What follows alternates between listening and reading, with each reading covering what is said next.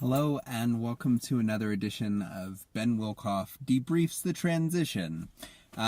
Today I want to talk about something that I've been thinking a lot about as I've been meeting with each of you as coaches, now personalized learning partners. And that is, how is it that we can best communicate change? How is it that we can best communicate personalized learning? How is it that we can best communicate with the stakeholders who need to hear it, the work that we are doing every day? And I've been thinking about a lot of different options and sort of weighing them, what makes sense? How do we do this? And I wanted to sort of talk through a couple that I've been thinking about. One is this idea that we are constantly curating resources for one another. We are constantly communicating. I'll send out a message. Hey, there was this massive update to Google Class or Apple Classroom this week. And this is what I think it might mean for our schools. Someone else will send out an update with what they are thinking about or a resource that they have found or they have a question. And we are communicating that in very insulated spaces, right? I am sending it out to my network, however wide that might be. I am sending it out to you directly, but I'm not sending it specifically to P20 directors. I'm not specifically sending that to our principals. I'm not specifically sending that to a cohort of teachers, because we have these other structures of the superintendent's bulletin, or we have another structure of an IT communication, and we're sort of waiting for those components. And it makes me think about the things that we are doing to curate information for one another, to share that resource, and to get feedback from one another. And that it isn't going wide enough, but it's also not specifically targeted for those folks, right? So if I were to create a video, let's say, for the P20 directors on a weekly basis, what would that video look like? If I were to create a newsletter that went out to teachers and let people opt into that newsletter, what is the information that I'd be most interested in sort of curating for folks?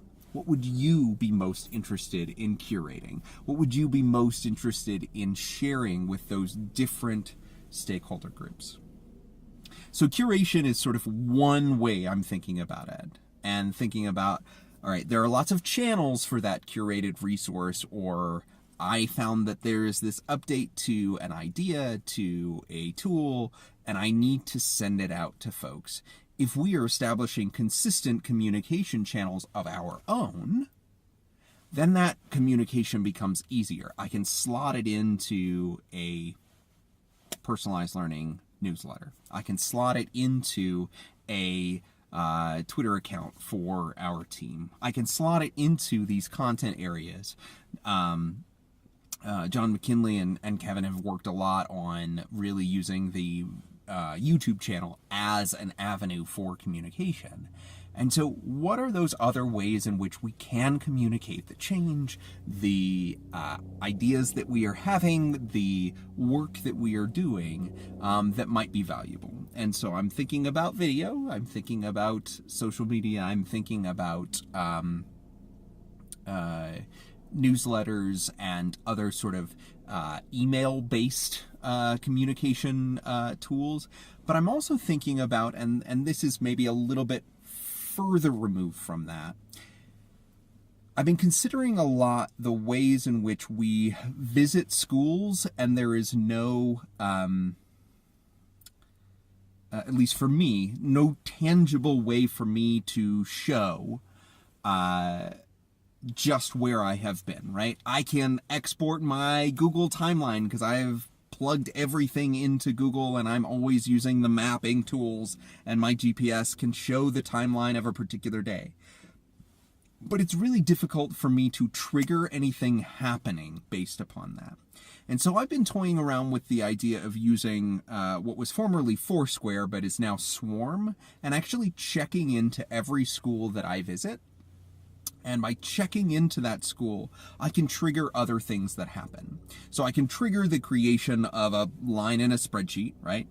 Where, my check-in with the information is into that spreadsheet, and I can sort of do that. I can also create, like some actual incentives and sort of gamification. I can become the mayor of that particular school because I'm visiting it so much. I can compete with other folks to visit more schools, to share more resources, to be invested with more teachers. And so this idea of checking in, and whether that's Swarm or some other tool that we might decide, how do we check in with the location of a school, check in with the person that we are supporting, whether that's a teacher or a leader, or that's multiple, but it's really like I am documenting but also communicating that I am doing some level of support or creation or collaboration together. So that's sort of where my head is in terms of how we look towards communication.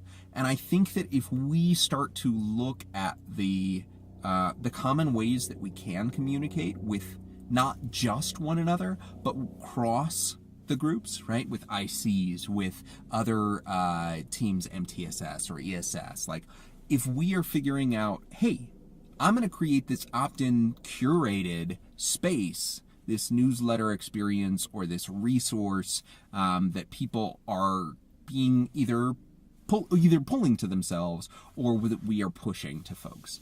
That to me is going to be a huge way for us to move forward in communication. But I'm interested to hear what you are thinking. How can we better communicate to those wide stakeholders and to those individual stakeholder groups?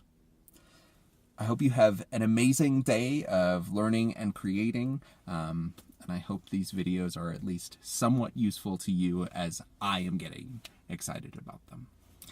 Talk to you soon.